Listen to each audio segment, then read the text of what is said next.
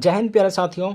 आज हम लोग जो है ना क्लास 10th का गणित चैप्टर नंबर 3 जो है उसमें हम लोग प्रतिस्थापन विधि को बना चुके थे, सारे का सारे सवाल को बना चुके थे। उसके बाद हम लोग आते हैं विलोपन विधि को समझते हैं। तो विलोपन विधि में भी है ना बहुत ही विलोपन विधि का सवाल जो है बहुत ही क्या है आसान है। जैसे कि सवाल है x प्लस में y बराबर में 5 है ना, इसको हम समीकरण 1 मान लेते हैं। उसके बाद है क्या 2x माइनस में 3y बराबर में 4 है, इसको हम समीकरण 2 मान लेते हैं। आपको ये इस बात को ध्यान में रखते हुए आपको इसको आगे बढ़ना है कि यहाँ पर 2x माइनस में 3y, क्या यहाँ पर x और y है, यहाँ पर भी x y है। दोनों में से किसी का गुणांक बराबर है जो कि दोनों समीकरण में मिलना चाहिए, वो नहीं है। ठीक है, तो भाई ये बराबर होना चाहिए किसी एक का, चाहे x का बराबर होना चाहिए गुणांक, या फिर यहाँ दोनों समीकरण में y का गुणांक बराबर होना चाहिए। तो इसके लिए हम लोग क्या करेंगे, समीकरण एक में क्या करते हैं 2 से गुना कर देते हैं, और समीकरण 2 में 1 से गुना कर देते हैं। आपको यहाँ पर एक लाइन में लिख भी देना है क्या, समीकरण है ना, समीकरण एक में 2 से तथा समीकरण 2 में 1 से गुना करने पर तो इस प्रकार से आपको लिख देना है ना। ऐसे आपको क्या करना है, लिख देना है। समझ में आया यहाँ तक? तो आप यहाँ पर समीकरण 1 में 2 से गुना करेंगे तो 2 गुना अगर x से करेंगे तो क्या हो जाएगा, 2x हो जाएगा। प्लस है तो प्लस 2 गुना y करेंगे तो क्या हो जाएगा, 2y हो जाएगा। बराबर में 5 दूना कितना हो जाएगा, 10 हो जाएगा। 5 दूना 10 हो जाएगा। अब यहाँ पर देखना 5 दूना 10 हो जाएगा। फिर उसके बाद 1 से गुना करेंगे तो ये फर्क नहीं पड़ेगा, फिर वही रह जाएगा। समझ में आया? अब यहाँ पर दो विलोपन विधि में क्या होता है, घटाने पर या जोड़ने पर।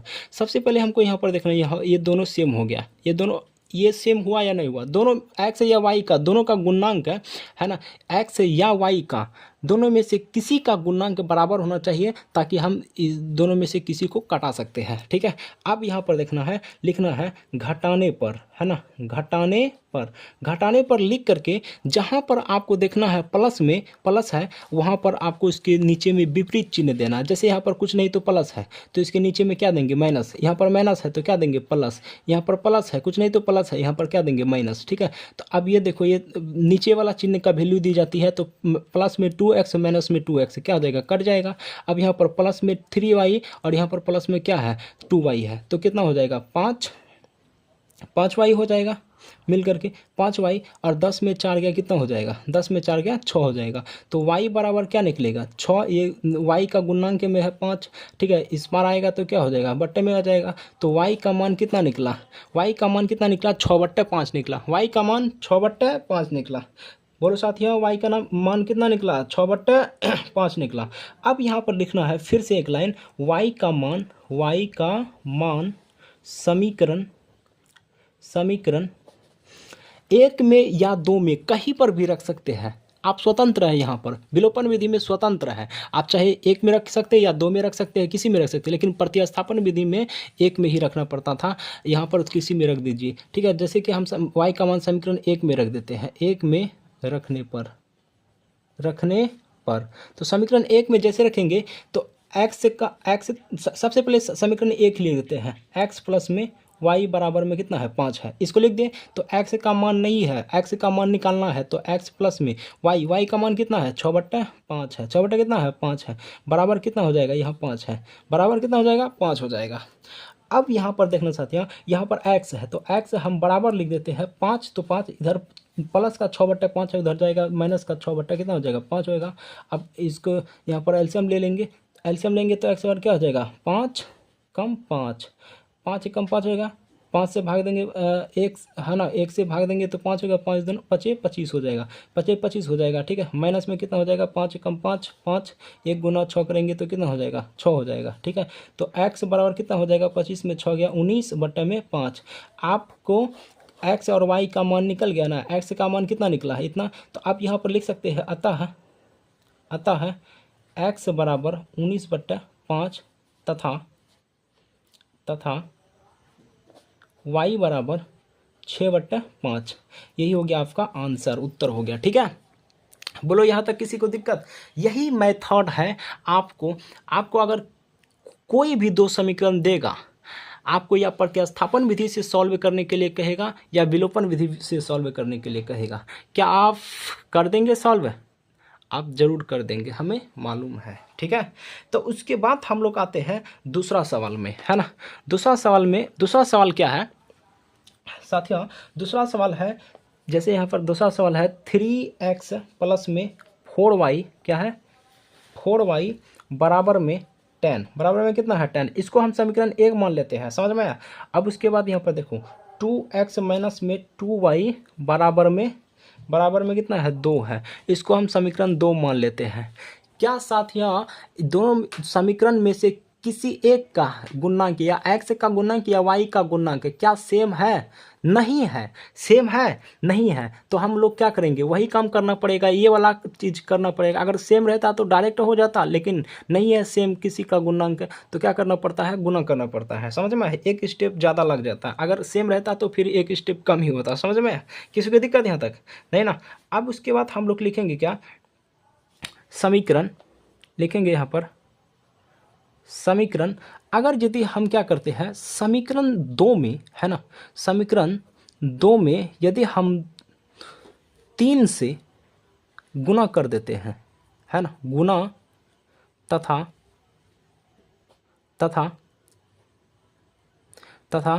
समीकरण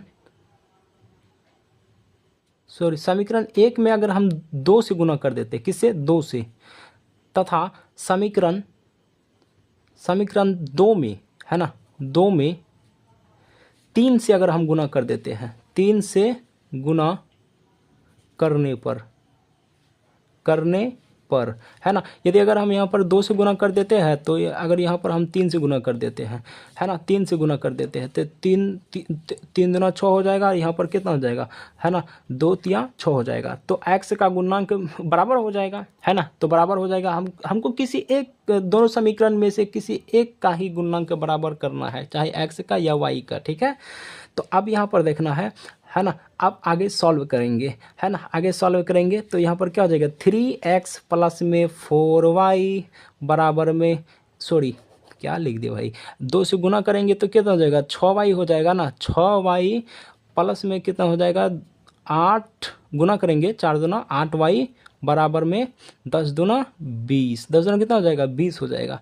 अब उसके बाद 3 से गुना करेंगे इसको, 6x क्या हो जाएगा, यहाँ पर x होगा भाई, कितना गलती करते हैं हम। यहाँ पर क्या हो जाएगा, 6x हो जाएगा। अब फिर हम यहाँ पर 3 से गुना करेंगे तो कितना हो जाएगा, माइनस में 6y बराबर में 3 दूना 6। समझ में आया? अब यहाँ पर लिखना है घटाने पर, क्या करने पर, घटाने पर। अब जैसे यहाँ पर लिखेंगे घटाने पर, तो यहाँ पर क्या कर देते हैं, जहाँ प्लस उसके नीचे माइनस, जहाँ माइनस वहाँ प्लस, जहाँ प्लस वहाँ माइनस। ऊपर वाला चिन्ह का वैल्यू नहीं, इसका चिन्ह, ये वाला चिन्ह है ना, ऊपर वाला चिन्ह इससे ऊपर, इसका चिन्ह, इस चिन्ह का वैल्यू नहीं, इसके नीचे वाले चिन्ह का वैल्यू होता है। तो यहाँ पर माइनस 6x है, यहाँ पर प्लस 6x है, क्या हो जाएगा, कट जाएगा, दोनों एक दूसरे का खून कर देगा। समझ में आया? तो खून करेगा तो दोनों का जोड़ बराबर है, मर जाएगा दोनों, ठीक है। अब उसके बाद देखो 6 8 6 कितना हो जाएगा, 14y बराबर कितना हो जाएगा, 20 में 6 गया कितना हो जाएगा, 14, क्या हो जाएगा, 14। तो y बराबर कितना हो जाएगा, 14 बट्टे में, अब देखो y का ये गुणांक था, गुणा में था इधर, अब इधर आएगा तो भाग में आ जाएगा, 14 बट्टे 14 दोनों एक दूसरे का खून कर देगा, बचेगा 1।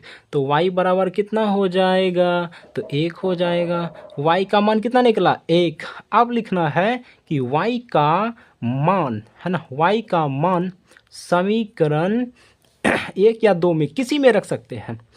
यदि हम अगर समीकरण 2 में रख देते हैं, देखो आपको भी थोड़ा सा कॉमन सेंस लगाना पड़ेगा। यदि अगर समीकरण 1 में रख देते हैं, देखो संख्या इसका बड़ा बड़ा लग रहा है, ठीक है, ताकि वहाँ पर गुना या इसको, है ना, इसको कैलकुलेशन करने में थोड़ा सा दिक्कत होगा, ठीक है। ये छोटा छोटा लग रहा है, 2 माइनस में 2x माइनस में 2y बराबर 2, ये छोटा लग रहा है। तो समीकरण 2 में ही रख देते, क्या जाता है, समीकरण 2 में रखने पर, ठीक है, रखने पर तो समीकरण 2 को पहले उतार देंगे, 2x माइनस में 2y बराबर में 2। अब देखो y का मान कितना है 1, तो हमको x का मान निकालना माइनस में 2, y की जगह पर 1 रख देंगे गुना में 1 बराबर 2। ठीक है, तो 2x माइनस में 2 बराबर में 2, 2x बराबर क्या हो जाएगा, उधर जाएगा 2 उधर कितना हो जाएगा 4, इधर माइनस का 2 है बराबर का उधर जाएगा प्लस का 2। ठीक है, और 2x बराबर 2 उधर कितना हो जाएगा 4, किसी को दिक्कत नहीं। अब x 2 गुणांक में था, इधर जाएगा किस में आ जाएगा, भाग में आ जाएगा, तो 4/2 कट करके क्या जाएगा x बराबर 2। अतः लिखेंगे, अतः x बराबर 2 तथा y बराबर 1, यही आपका आंसर हो जाएगा। समझ में आया? यहाँ तक किसी को दिक्कत, एनी प्रॉब्लम बोलो। अगर दिक्कत है तो आप ज़रूर कमेंट कीजिएगा, है ना। आपको अगर ये क्लास अच्छा लगा तो ज़रूर कमेंट कीजिएगा। देखो भाई, आज हम लोग बोर्ड पर क्लास नहीं ले पाए क्योंकि मार्कर हमारे पास नहीं थी, इसी वजह से। खैर कोई बात नहीं, है ना, इसमें भी अच्छा ही वीडियो बनता है। ठीक है, तो हम लोग फिर से अगर बनाएंगे, कल से वीडियो बनाएंगे तो बोर्ड में बनाएंगे। ठीक है, तब तक के लिए जय हिंद, वंदे मातरम। समझ में आया?